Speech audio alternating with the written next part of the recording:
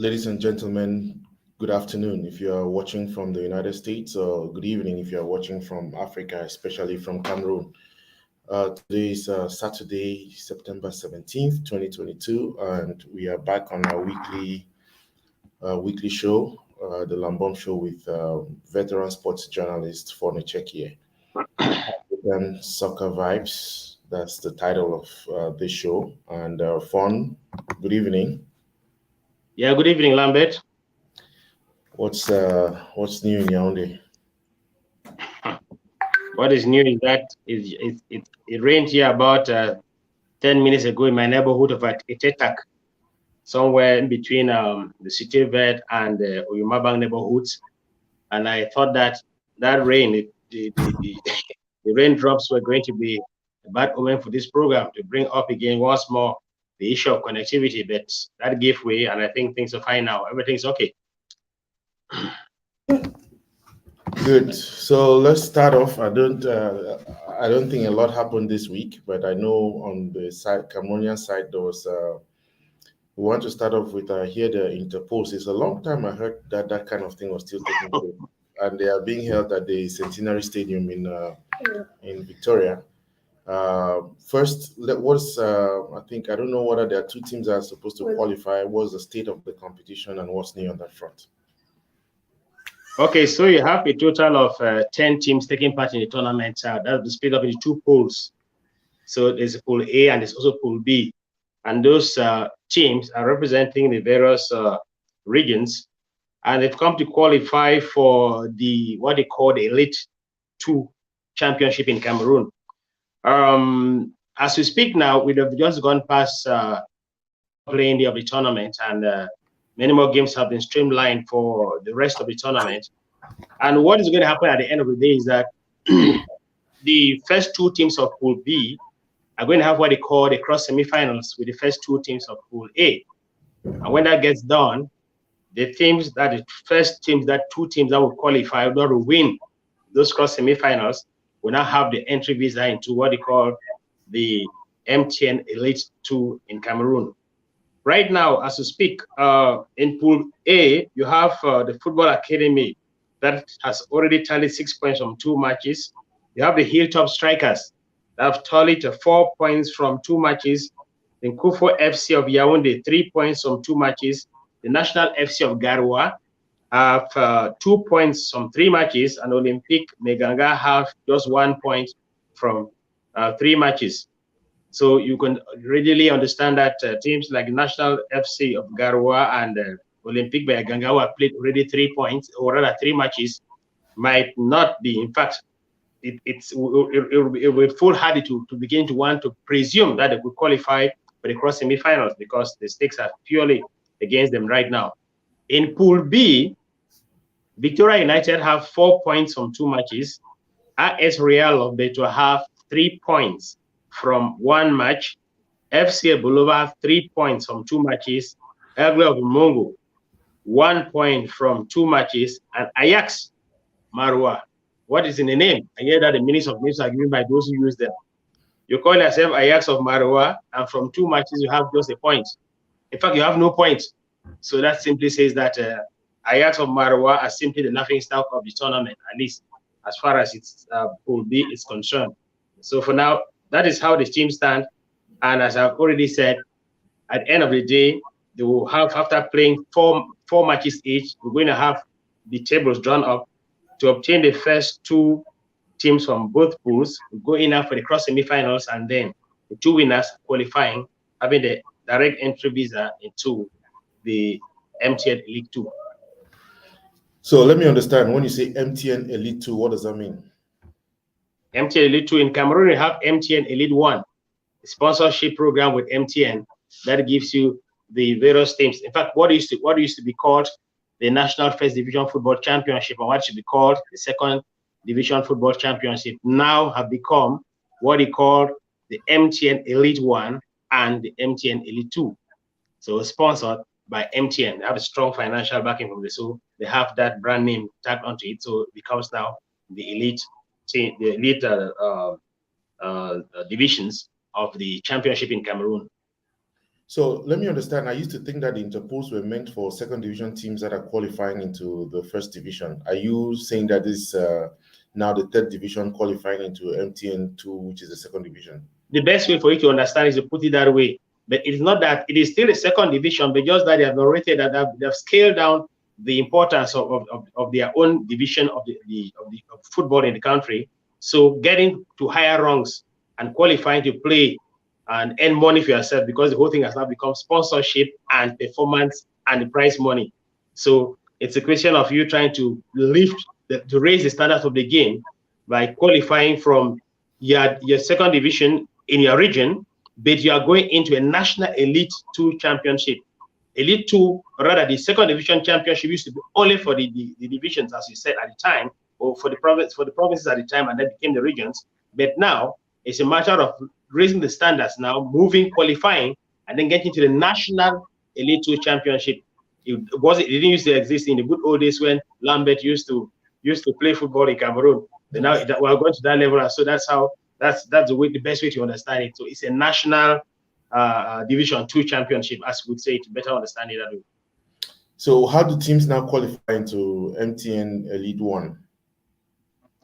By the end of the season, they go to the MTN Elite 2 and look at the most performing teams by the rankings. And the first three, they get admission into the Elite 1 to replace or in substitution of the last three that would have dropped because they became too impotent as to be able to deliver the goods in that at that level of the championship in Cameroon. So this question of taking the places for those who better qualify, and then let those who are less qualified come down and then try to compare skills again and see how they can improve on their performance before they come back again, if it's possible, to the Elite 1. So I heard something about Hilltop Strikers. That strikes me as being a team from somewhere close to Bamenda, and Victoria United. I think that's Opopo, if I'm not mistaken. But of course, Victoria United United, of course, has always remained Opopo, one people, one power. Let me say that I watched on the local media here. I was saying their celebration that they had scooped 4 points from 2 matches, and they were very, very motivated. And it was like everybody was saying the hands on deck for Victoria United, alias Opopo, one people, one power, to qualify for the National Elite 2.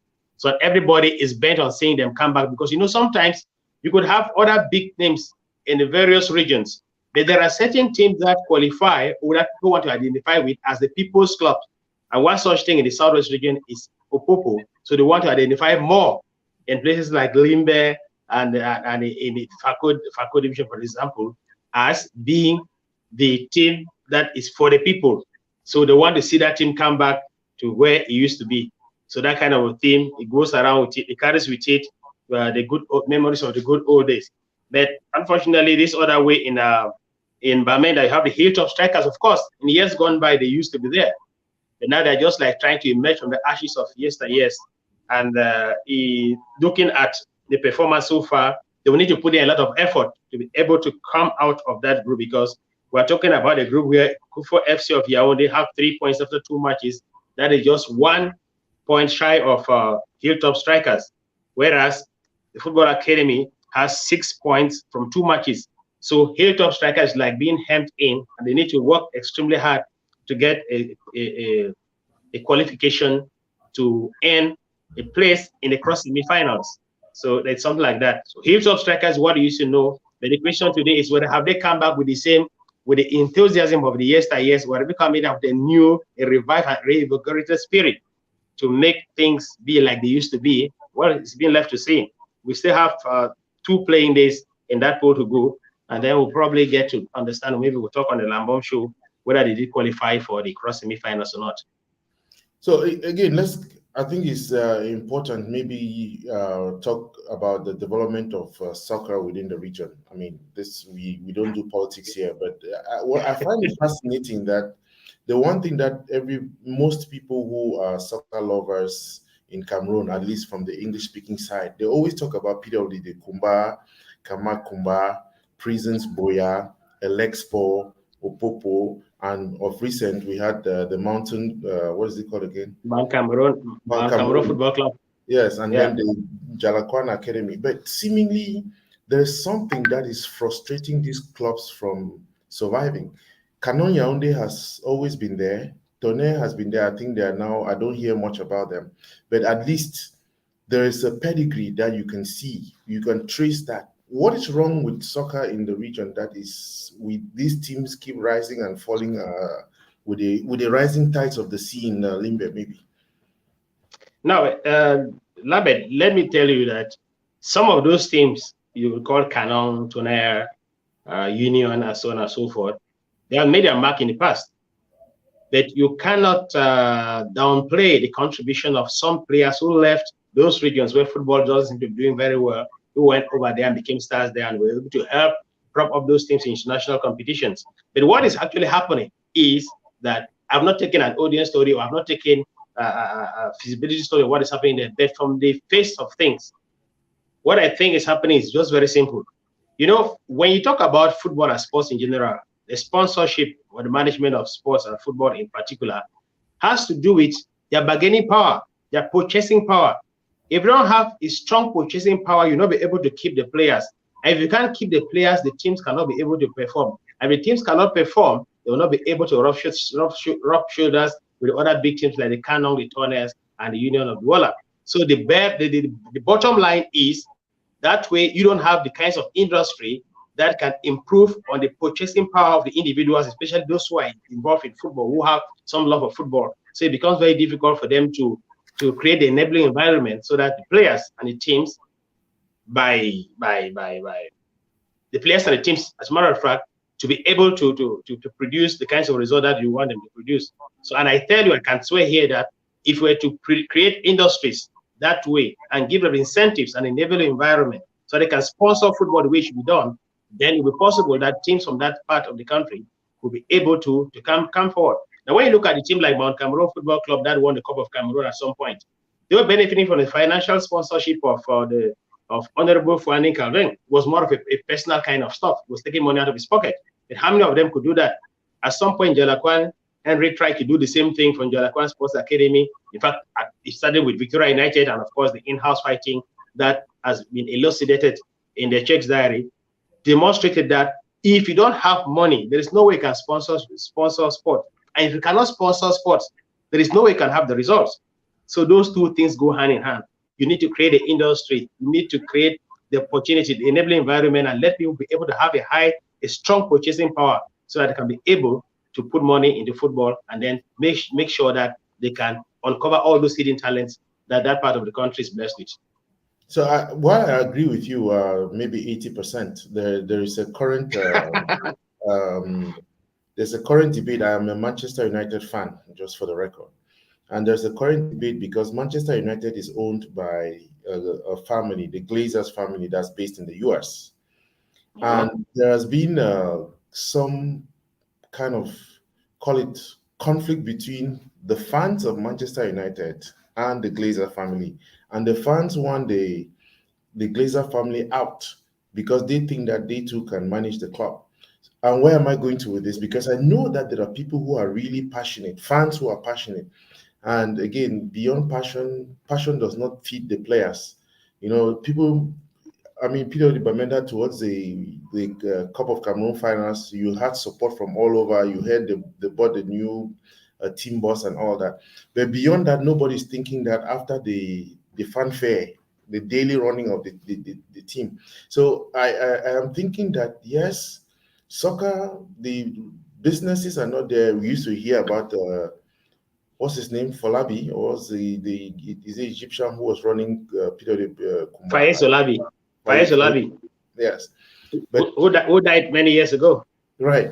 So, and we have not had any, because again, business means there has to be a return on the investment. Similarly, soccer is not, yeah. So I agree with you, but where I'm going to with this is just that it's time for soccer lovers of that region to also start thinking beyond just clapping for the club and try to see whether they can make it a cooperative venture whereby they can get together and run a team. That Lambert, you just talked about your most beloved Manchester United. The question I'm asking you that if those fans are saying that we want the family to let go the club so that they themselves can come, it's because they themselves have strong financial power. As it stands now, in those regions of the country, vocal support will not take any team anywhere. It's not just possible. Not just vocal support cannot take any team anywhere. So those players, or let's say those onlookers who are standing on the fringes of the football stadium and are trying to shout out their lungs, if they can come with the money, but they don't have, the environment is such that it's not possible. Money, there's money circulates in those areas at a very, very slow pace, if at all it does do. So what happens is that they don't have the money. If you could call for a meeting every day, they will always attend. They don't tell you that we have a vocal support now. Want to see whether can things be made better so that we can have money in our pockets. So after taking care of the food on the table, we can also take care of the food on the table of the players. So therefore, they can justifiably lay claim to having to manage those clubs. But as it stands as of now, and given the prevailing circumstances, it can only be vocal support. Yeah, if you are just joining us here on the Lambom Show, and we are on set with veteran sports journalist Fon Echekiye, and we are doing African Soccer Vibes, your weekly updates on news, analysis, commentaries, and African soccer. So I think it's a good way to transition to PWD Bamenda, because they are in the African Continental, is it Champions Cup competition? I'm not sure. CAF Competition Cup representative for Cameroon. And they had a dismal outing last week against a little-known side from Madagascar, where they were held to a 1-1 draw in Bafoussam. And the return leg is supposed to be tomorrow? Supposed to be played tomorrow, yeah. Yes. And so what is your assessment? Any news on that front? And PWD Bamenda? Well, I wouldn't say much about this. Because the second leg match, the players and the coaches have been saying one thing. We are aware of the fact that we let go those points 4 minutes to the end of the game. And if those guys could score at the Kwekong Stadium 4 minutes to the end of the game, we can also score in Madagascar 2 minutes to the end of the game. So as far as they are concerned, it's an open game and the chances are 50-50. But the problem here is, Lambert, if they go to play Madagascar and the match ends on a 0-0, the away goal principle is going to hold, and Bamenda will be out of the tournament. So they have to go look far beyond that kind of thing of saying that, well, we can equalize too and stuff like that. Because when you equalize, you finally proceed to the penalty shootout lottery. And whoever says lottery says it can go anyway. So what I think is going to happen is that if they must count, if they think they will have to qualify, then they should be eyeing winning by at least a goal. So that when the calculations are made at the end of the day, they will now prevail and then maybe take Cameroon to the next round of the tournament. But as it stands, I think it's an uphill chance that which is equally surmountable. Yeah, and again, it's a shame. I think that most of the teams, with the possible exception of Coton Sport and maybe the Canons, it's been a while since a Cameroonian team. The sound just went off, Lambert. Can you hear me better? Are you getting me? Yes, I can hear you. Can you hear me? But it's so low, I'll have to bring the volume up, but it doesn't seem to be going there. I think it's the problem you're coming from the end there. Is it Can't better? get you. Let me see. Try to look at the connections over there. That's exactly what I'm The way you're looking at the connection, you know, a Coton Sport of Garoua has to play against El Gecko from Lesotho. Or rather, is going to play for Matlaba from Lesotho, that they are defeated in the first leg match by 3-0. So everything being equal, the match in Garoua is just supposed to be something like a formality. They have to be very careful too. The game of football, I know one thing about it, it is simple that sometimes it becomes very, very unpredictable. So that is why if Coton Sport has to make a dream come true without any further dispute or any being put to question, then definitely they have to play to win tomorrow. Don't only rely on the first leg scores of 3-0. But whereas on paper, 3-0 already gives them a leeway to qualify for the next phase of the tournament. So that assignment is much easier in Garoua tomorrow. I hope you can hear me better now. Can you hear me?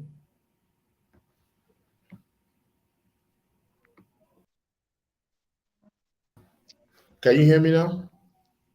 I wouldn't be able to get you.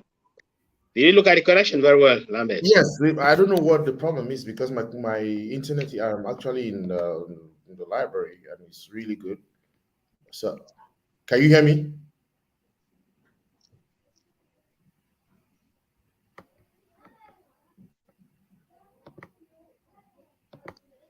Can you hear me better, Fon? Now, this is something like a reversal of fortunes. It's a reversal of fortunes in as much as the pictures are quite fine this time around. I can't get you, but I think you are getting me. Are you? Yes, I'm getting Are you getting me? Yes, I but can hear I'm you. getting you. It's so faint. Okay, so you do the talking.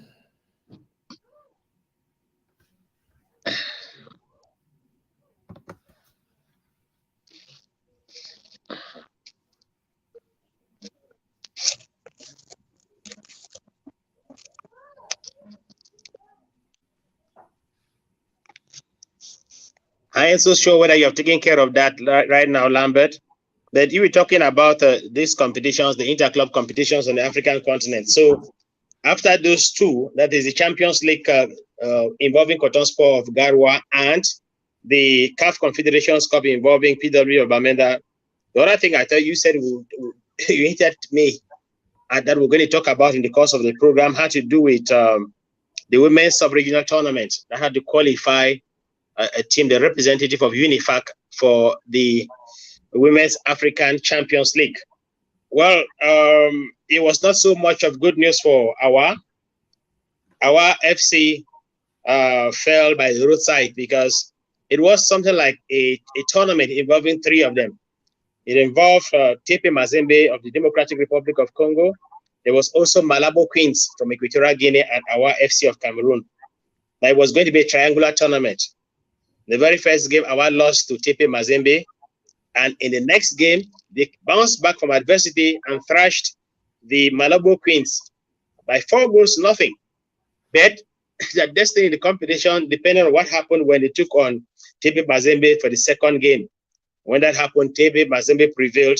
And so TP Mazembe has qualified from the Central African sub-region to go for the Africa Women's Champions League, which is going to feature 8 teams. So our FC of Cameroon are out of the competitions, just like for the team from Equatorial Guinea, the Malabo Queens. So that's the level at which we are in those qualifiers for the Women's Africa Champions League.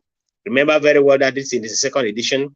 And the first edition played last year was won by the Mamelodi Sundowns of South Africa. Mamelodi Sundowns, quite a boulder rock in the matter of football on the African continent. So it's not it's not really much. It didn't come much as a surprise for the Cameroonians to have fallen in the hands of the Democratic Republic of Congo, represented in the tournament by their almighty side, the TP Mazembe of the Democratic Republic of Congo, a team that knows what it means by being a professional side. They put in everything in the orbit to really give football meat on this continent the required stature that should make it go international as a heavy or a giant beater in the game itself. We're able to work on that. I hope my connections are better. Are they?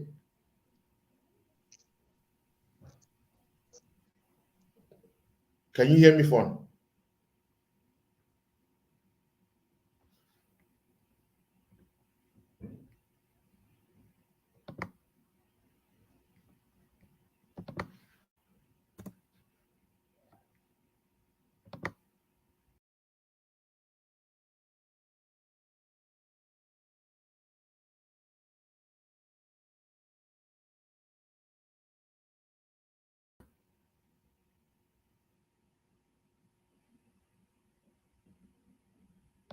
Okay, Fon, I don't know whether you can hear me, and if you are hearing me in the audience, just indicate. Fon, I can't. I don't know whether your connection is it mine or yours, but I guess given the way it is seemingly getting back to you.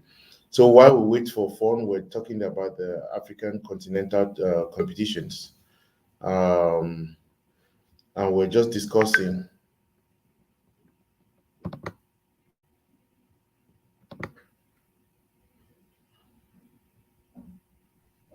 Unmute yourself. Okay. Can you hear me now? I can get you now. Okay, cool.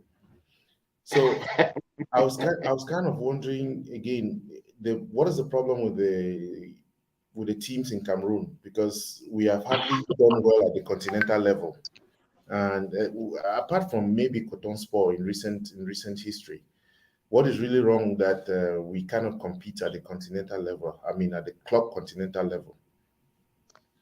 I think your guess can just be like mine. Since the year 2011 to just the December of last year, Fecafoot had been chasing the shadow instead of the substance. They spent a lot of time in the courtrooms than having to make Cameroon football get to a certain level. And football is that one thing where when you don't do your homework, it shows. So when you abandon the football and you take matters to the courts and go there interminably, it poses a problem. So whatever Cameroon is receiving today in their football is thanks to the very good work in quotes of Fecafoot over the past so many years. It shows the result. No wonder then that the national football team of Cameroon hardly features any home-based player. It's because they have not been able to raise the quality of play to a certain level to such a point where we can count on the home-based talent to give us the results. So that's what is happening. That's the difficulty in it. So if you abandon the football, what they're supposed to take care of, and you're doing other things, it shows at the end of the day. So people even stop questioning why is it that we don't have home-based talent in the national team? Because we have not been able to groom them, and so therefore the doors are wide open only to the professionals who are the ready-made stuff that coming from abroad. So it seems as if soccer in Cameroon is meant just for the national team. That's the only thing that makes news, and that's a sad reality because in the Maghreb region, that's where continental soccer really is, and then South Africa too. But I think somehow something needs to change. And it seems as if the new president of Fecafoot, Samuel Eto'o, is trying to change the dynamics because, again, I think he has put some flat rates for salaries of players. He has capped those, and then he's making sure that the support that is given to these teams translates down to the players themselves so that the owners of the teams don't just I don't know how far that project is and how successful it's going to be, but it's a laudable initiative. What do you think?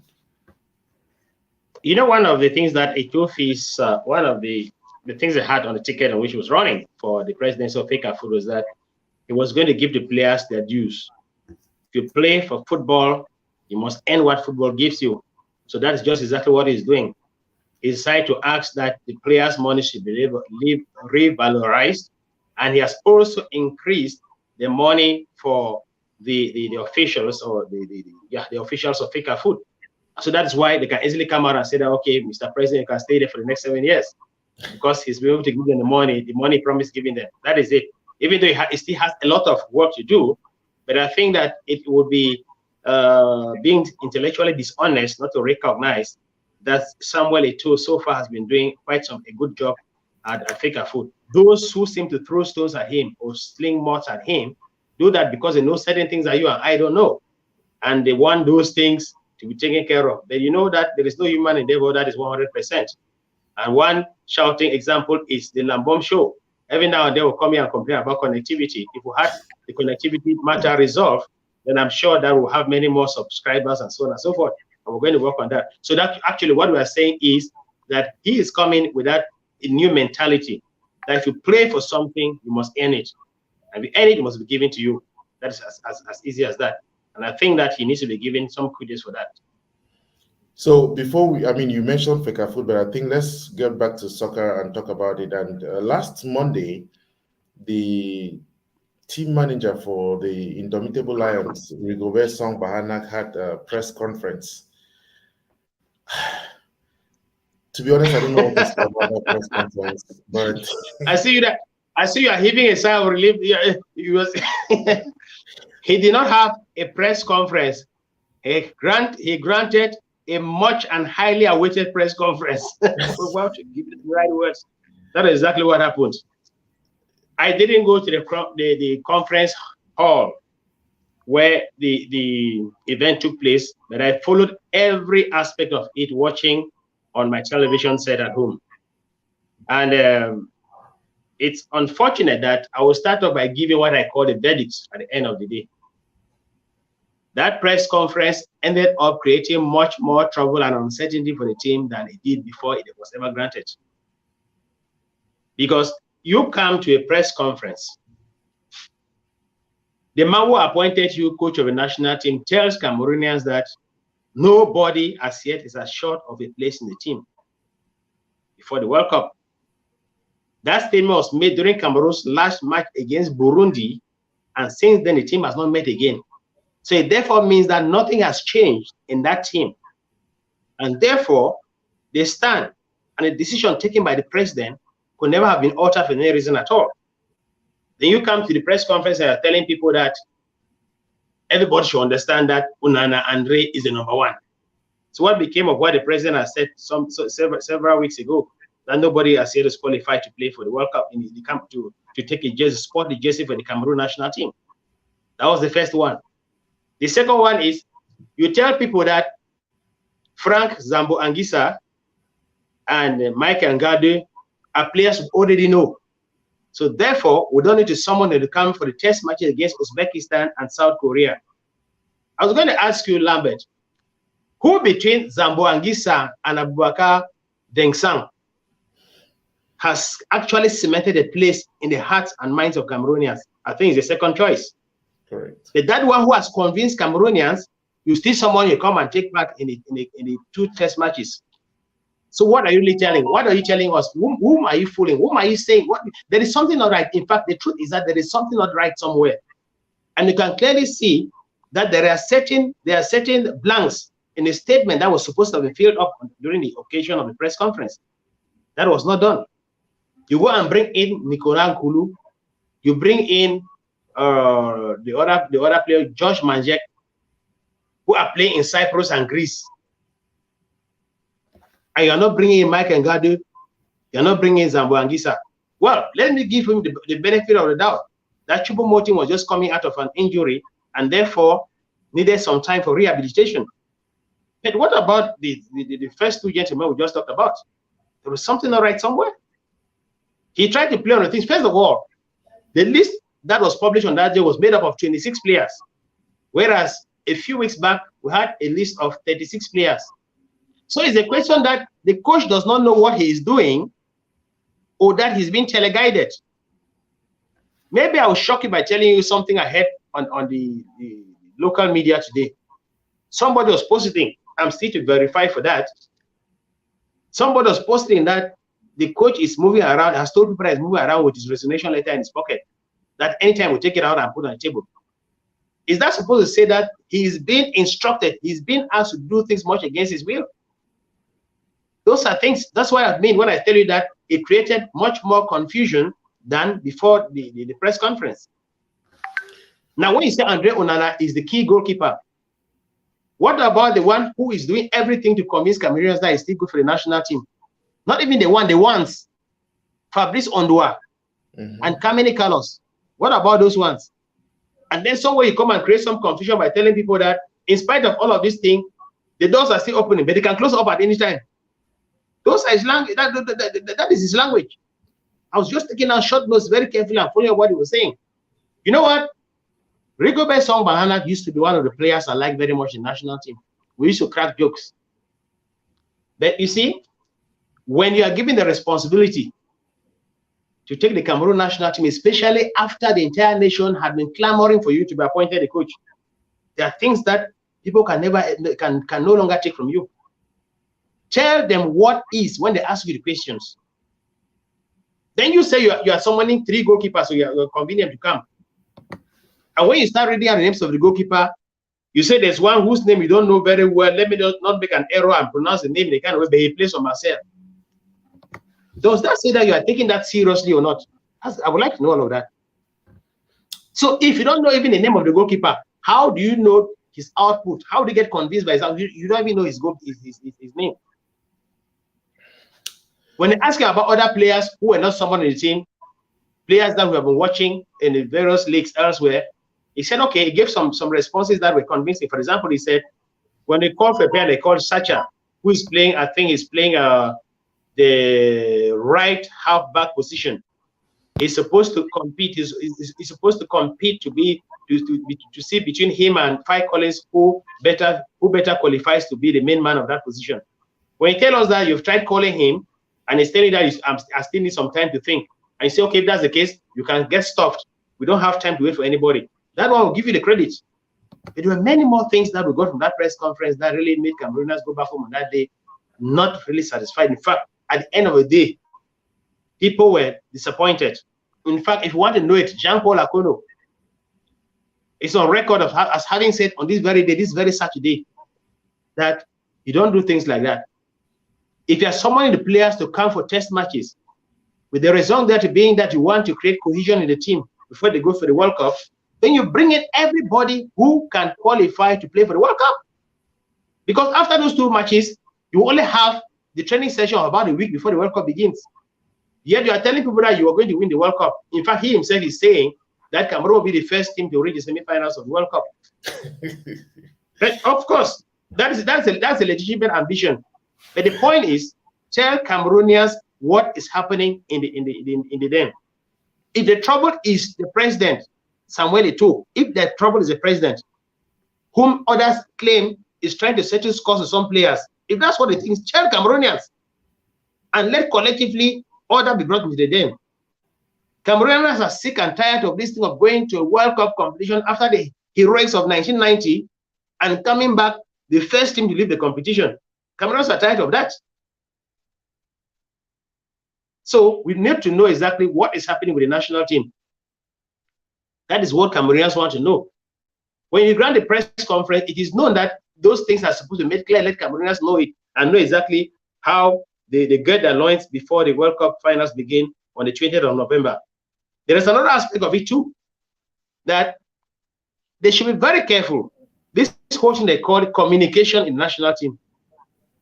You know, there was a time here, I'll prefer to give you in French because there it is more impactful. There is something they call union sacrée, meaning that everybody on deck to help push on the national team to achieve the results. This is what happens. If you don't learn or help to school your coach on what they mean by communication, it's going to be a serious slap that can come back to haunt you, because when you go to the World Cup finals and you are granting press conferences left and right, what happens is that journalists who come from other teams who are there hands on deck and they're doing what they call in quotes and quotes union sacrée. They don't only come to your press conference to come and ask questions and know about you. They come to destabilize you. And a wrongly pronounced word, a wrongly placed word can cause the downfall of your team. Now, there was what they call a lapsus linguae. He was trying to he was saying something. He wanted to say, and we understand that he could never have said that he was ungrateful that he became the national team's coach, or that Eto'o he created an enabling environment for him. Everybody knew that he wanted to say what he had meant was that he was expressing gratitude for that. But what came out was, I want to express the ingratitude as being the national team, the player, the head coach of the national team, and that of Eto'o being the president of FECAFOOT and creating an enabling environment. Those are things you have to take very seriously. So the people who have been appointed in a position of responsibility in that team should be people who can deliver. That's the long and short of the whole thing. You and I know as communications people that, again, that's the role of the press man for the team. You're supposed to prep your whoever is coming for the conference. You have to do that. I think it's one of the worst press conferences I've ever watched. Yeah. I mean, first of all, the composure, even the way he's trying to come across, it's like just and then at the end of it, the team press manager says we'll take 4 questions, and I'm like, why did you even call for the conference if you are going to take 4 questions? There's no reason for that. I mean, look, so it's the game of soccer has too many parts for you to want to focus on some little thing. And no, You can't put that up as what is going to represent Cameroon. I mean, I don't have any biases against Rigobert Song, but I seem to think that he has not fully recovered from the heart problem that he had years ago. Because even the way he comes across, I'm wondering whether he has what it takes to be able to manage that team, coach that team to the level. Because that performance, Yeah, I'll give him a minus. Yeah, Lambert. No, I don't think that his performance on that day has anything to do with what he endured sometimes back in his health. What I can tell you from my experience with that team is that he is not a good communicator. He can be a wonderful player at the defense line of the Cameroon national team. He is not a good communicator. Because if I were to take you back something like 15 years ago, Cameroon had to play a friendly match against Argentina. That match was being played in Switzerland. And so I had accompanied the national team there as a reporter. Now, the Cameroon national team had left Yaoundé, where the team was received at State House. And some players could not attend the event at State House. So when they traveled to Switzerland for the match, Rigobert Song Bahanack, as the team captain, was asked to read a statement supposedly from the players in gratitude to what the head of state had been doing for Cameroon football. It was such a difficult time presenting that piece. I know that when somebody gives you something that's written out by them, it might not always be easy for you to deliver. That I saw it and I drew my conclusion more than 15 years ago that he was not a good communicator.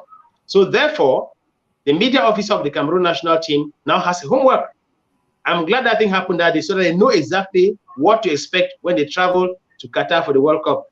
Because if they don't take part, they don't take care of that aspect of the team, communication, that could be the main undoing there. And by the time they get to know exactly what should happen, that should never have happened, would have been too late.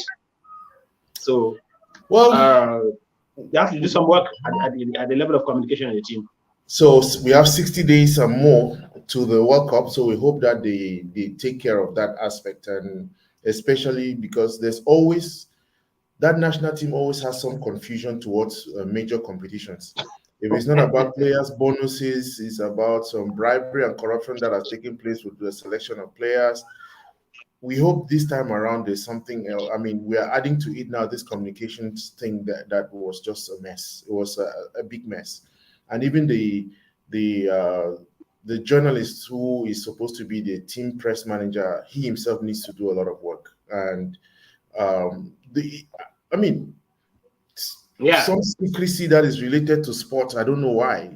Give the people the information that they need, and he himself can set that up, to provide information that is needed. You don't need to bring the manager all the time. But again, I don't know what I want to say. Any last word with respect to that? I guess no. I think he would have learned his lesson, and if he learns his lessons, we'll expect a better performance when next the team has to meet the public.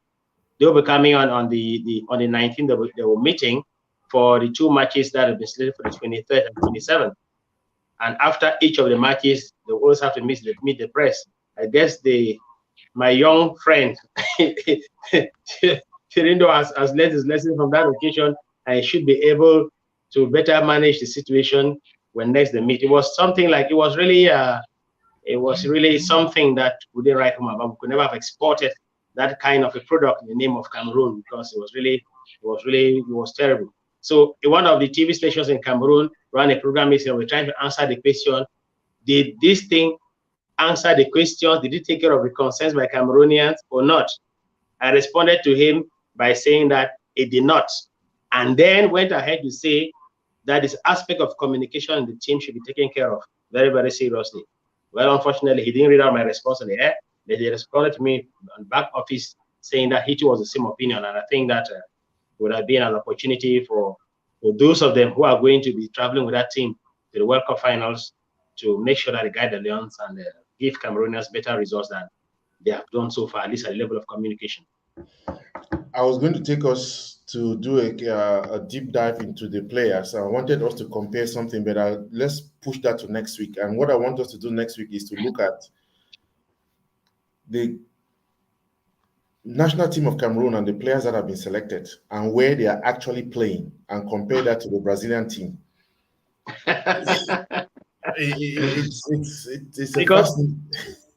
the question, in fact, I want to help you. There's something, I know you very well, Lambert. There's something you wanted to ask as a question. Say, do the players of the Cameroon national team today, do they have what it takes to be able to tone down on the catastrophe when they will meet Brazil?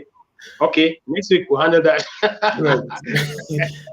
Now, so let's move on because and close this off for the Cameroon chapter. We talk a lot about Cameroon soccer. I mean, but there's something about the Coq Sportif. So I did a deep dive yesterday because I am inviting a gentleman who owns a shop here. He is a designer. He's called Sapology Italiano. So he's a guy who lived in Rome. He lived in Italy, and he's now in the United States. He travels to Rome and designs and brings back these suits and many things. So he owns 2 shops here in Maryland. But I asked him to do research about the jerseys that are going to be put on by the teams, the 32 teams. And myself, I went in yesterday just looking at them. I was reading the analysis that was done as to which jerseys are good and which ones, and we'll put that in. But let's get into. Oh, unfortunately, Cameroon, that's one of the teams that I didn't find. Their jerseys for the World Cup are not yet out.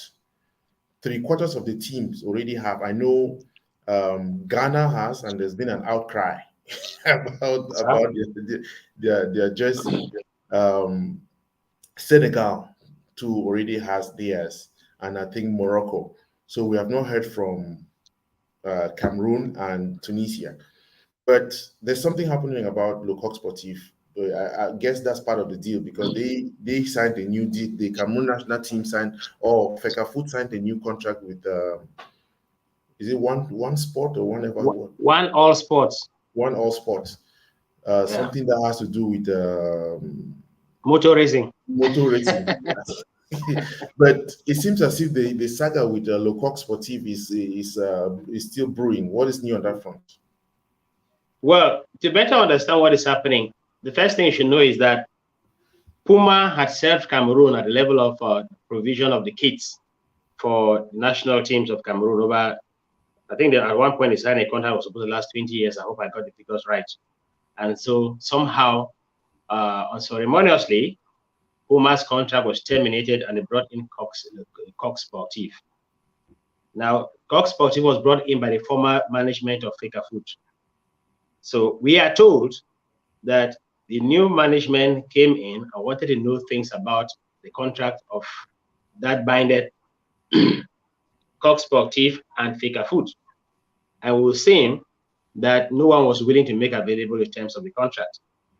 So matters went worse when they were required to make available jerseys for a certain competition, and those jerseys came late, so we're told.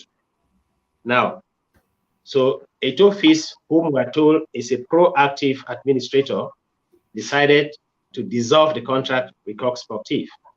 And looking ahead of the World Cup finals in Qatar, he decided to hook up with One All Sports. One All Sports, we are told, has made a lot of mark for themselves in motor racing and other mechanical sports. They now do venturing into football, and they wanted Cameroon to be their first experience. So the fact that Coq Sportif says that the dissolution of the contract binding us and the Cameroon Football Federation is illegal suggested that they were definitely going to look for some legal redress somewhere. So what has happened is, first of all, Fecafoot has not come out with an official statement to tell us exactly what is happening. So we are only feeding part on the rumors from the rumor mill. Now, but what is not a rumor, unless Fecafoot wants to believe it's a rumor, is the fact that the chief executive officer of Coq Sportif came to Cameroon this past week. He was received by Cameroon's Minister for Sports. He was received by Cameroon's Prime Minister, and it was received at State House here by the Secretary General of the Presidency of the Republic. So I'm told. Now, Fecafoot, who are the reason for which Coq Sportif would have come to Cameroon through their director of communication said was a lie. It was just rumors. There was no such thing. Whereas every other person knows it. And the things I watched on social media that Coq Sportif came to Cameroon. And if they are doing that, it's because they think that there is no way they cannot be the kit providers for the national team of Cameroon for the upcoming World Cup. So now what came out of those meetings is what nobody can tell. The persons who were supposed to have told us the technical organs of Cameroon football, FECAFOOT, instead said that there was no such thing. So at this point in time, it makes it difficult for me to actually say any other thing. I can only tell you exactly what is happening around here and what is has gone viral on social media. So that's the long and short of the whole thing. Yeah, again, it's the circus that surrounds football in Cameroon. Everybody wants to be a part of it. I think it's a big pie. And I know the deal around Coq Sportif is, you see them where they're going to is where they're going to be able to oil some lips and try to make sure that they push the present. It'll be interesting to see how this plays out, because again, like I just said, we're 60 days away. Most teams have already put out their home and away jerseys. The United States was the recent one that just put it out 2 days ago. Cameroon, they are still I don't know. Again, Coq Sportif, I don't know why they should. They should let it go. Let's try something else. If it's not working, it's not working. But we'll keep that again for next week's. We'll follow up on that and see what comes out of that. Now, the last minute. Let me say something, Lambert. To suggest that Cameroon could win the World Cup should not be taken as a far cry. It's possible. Everything is possible in the game of football.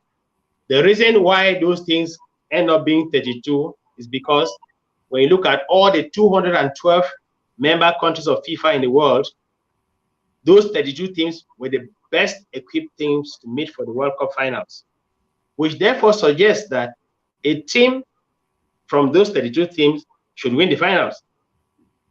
So how do you get to winning the finals? Is by getting to the finals well prepared, build up the momentum, and make sure that you get to the face of the resonance when you get to the tournament to win the tournament. Now, when you say we're going to go and win the World Cup, Cameroonians are beginning to dream.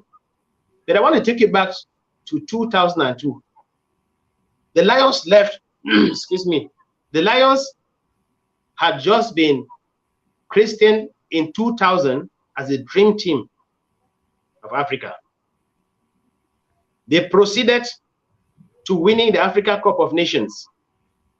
And then in 2002, won the trophy again, back to back. So Cameroon was building the momentum to go win the World Cup in Japan and South Korea. While that momentum was building up, the team left from Cameroon, went for the camp, and then came and got stuck in Paris because the players were rioting. They needed their money, which was justified in any case. They needed their money. Their money had to be paid them. So because of 3 days standoff in the hotel in Paris, during which time the players did not go to the field to train, the momentum was broken. So by the time they arrived in Japan, even though they played a 2-2 draw with a highly rated English side, with all the players could imagine at the time, the Michael Owens, the Shearer, and so on and so forth, all those great players you could imagine at that time, they played a 2-2 draw a few days at the start of the competition. And Japanese decided to adopt Cameroon and were wishing that Cameroon should win the cup and not win Japan. But the momentum had been broken and disrupted. So you cannot therefore be preparing to go to this tournament now. I will start hearing some funny kinds of things that no, this player is not coming because he has to stay away for it. No, this player is not coming. Oh, but we've not gotten the kit for this and so on and so forth. Somebody once said that when you fail to prepare, you are preparing to fail. That's it. That's the long and short of the whole thing. And I hope someone somewhere is listening. I think it's very important because, again, people think that the meal you eat when you go to a restaurant and you find a finished product, there's a lot that has gone into it, isn't it? And there's a lot that has happened in the background. And I think that a lot of the problems that the African teams, I mean, if I may be commit one of those fallacies of a hasty generalization, one of the problems we have is we don't give enough time to prepare, and not just about the things that happen on the pitch. There's a lot that happens in the background that we need to clear out.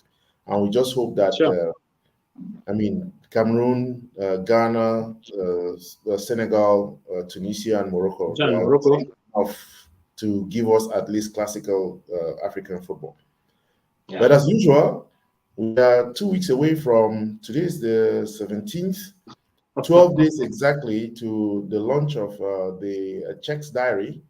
And I was hoping that we'll get a copy, but it seems as if it's going to take a while for that copy to come.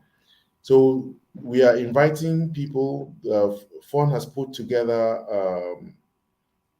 stories from his time in journalism, sports journalism, covering 12 African Nations Cup and 5 World Cups. The second best record on African continent by an audiovisual reporter. Good. You can't beat that. Second best to who? Who is the first? The first is Mark Gleason of South Africa, who is now working with FIFA. I think the last time I checked, he had covered 7 World Cups and 15 Africa Cup of Nations. Okay. So we are working to get Fon to cover the 6th World Cup this year. So we have to work on that. But there's a book that is coming out. It's going to be launched at the end of the month. You want to say something before you give us something from a Czech's diary? Good. I will say something. What I will say is going to let you down, just partially, that the launch of the book has been shifted to the 20th and 21st of October. What's the reason for that?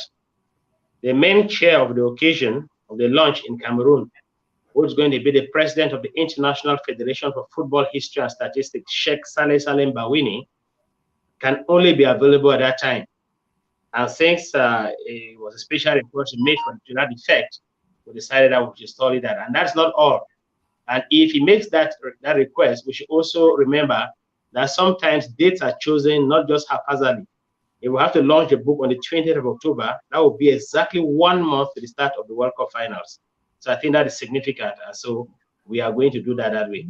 Therefore, beginning next Thursday, we are going to give an idea of how the book looks like. We'll begin a daily countdown to the events in my Facebook pages, my status on WhatsApp and what have you. And of course, on the Lambom Show, we're going to give you an idea exactly what to look forward to when that book finally gets launched on the 20th of October 2022.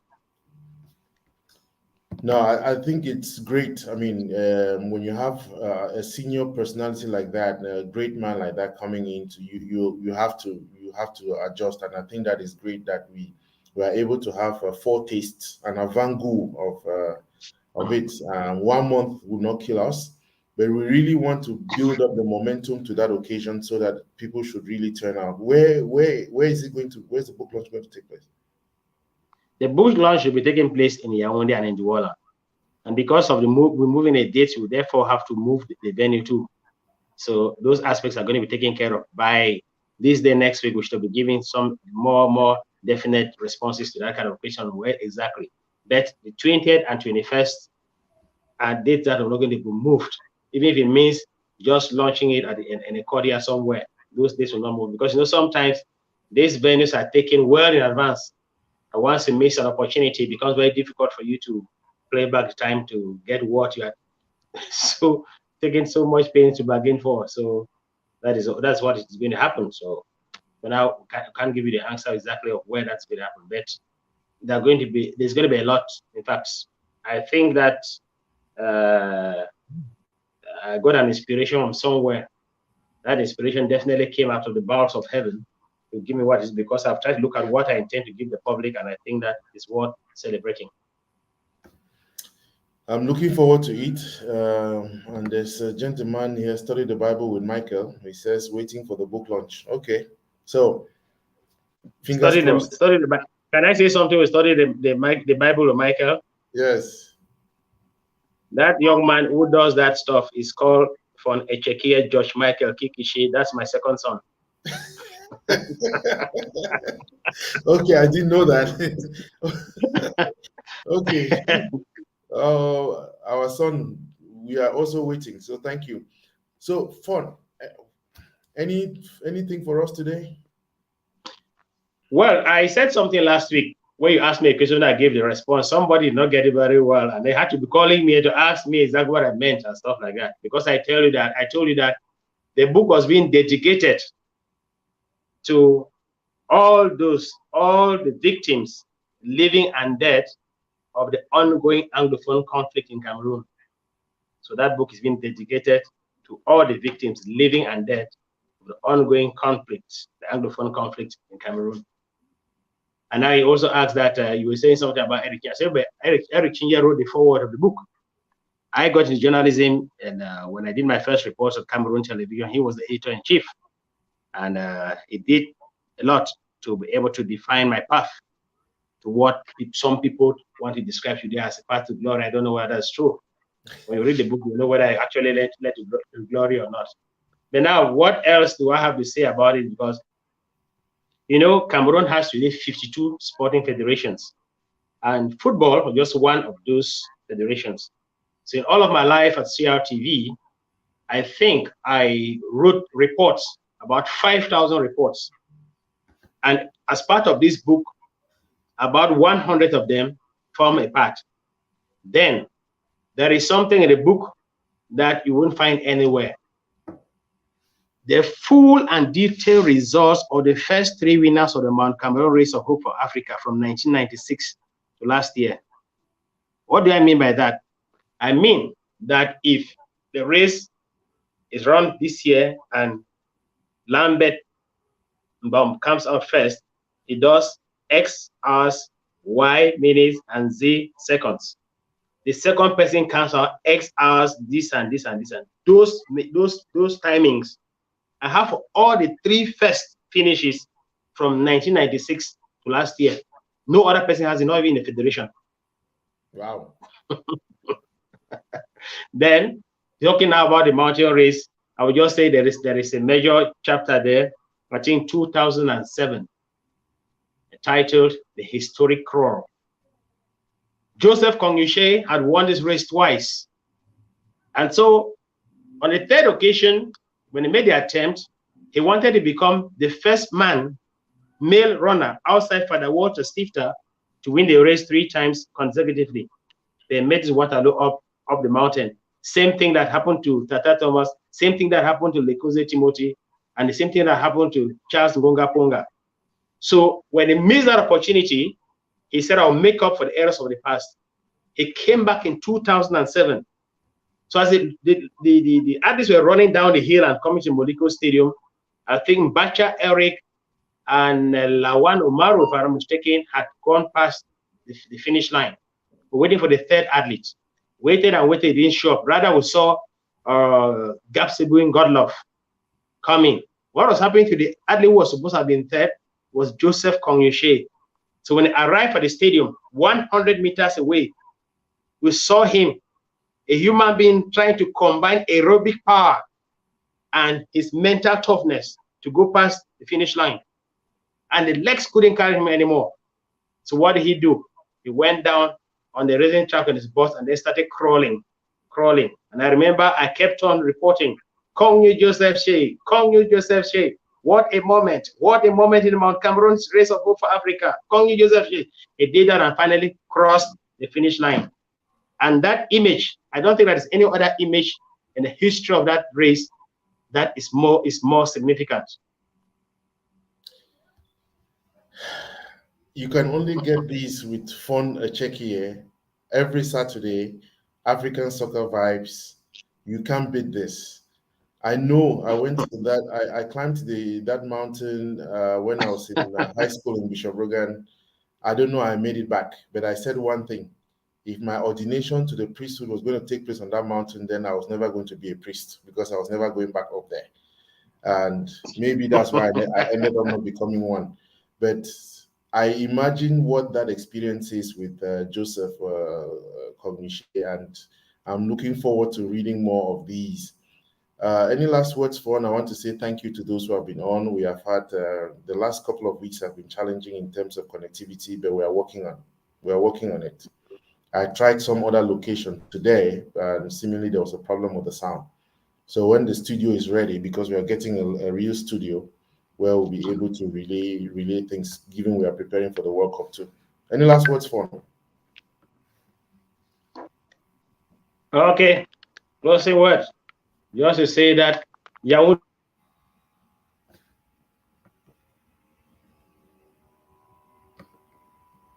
Okay, Fon, I don't know what happened.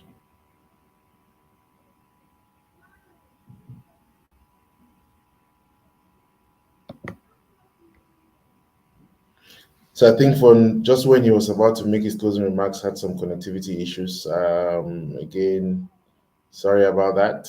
Let's give him a few minutes and see whether he comes back on. A few seconds.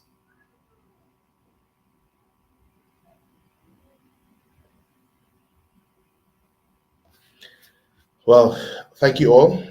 Thank you for spending the hour with us. Every Saturday, join us here on the Lambom Show, normally 12 p.m. Eastern Standard Time, 5 p.m. GMT. It's a pleasure having you and see you again next week. Thanks and bye-bye.